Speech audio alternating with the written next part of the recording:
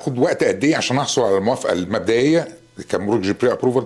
هي طبعا بتاخد وقت مختلف من شخص للتاني، لكن في العادي بتاخد ما بين يوم لغايه اسبوع، وده طبعا على حسب البنك، الجهه اللي بتقدم منها، كمان على حسب مدى جاهزيه اوراقك. لو كل مستنداتك جاهزه زي مثلا ايه؟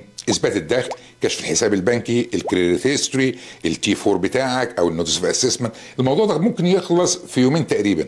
لكن لو البنك محتاج معلومات اضافيه زي اثبات وظيفه او اوراق تانية، او لو عندهم ضغط طلبات، ممكن تستنى من 5 ل7 ايام واحيانا اكتر. لو ملفك معقد او في حاجه محتاجه مراجعه، اهم حاجه عشان تسرع العمليه هي انك تجهز كل اوراقك من بدري. كمان تحافظ على الكريدت هيستوري بتاعك. ليه؟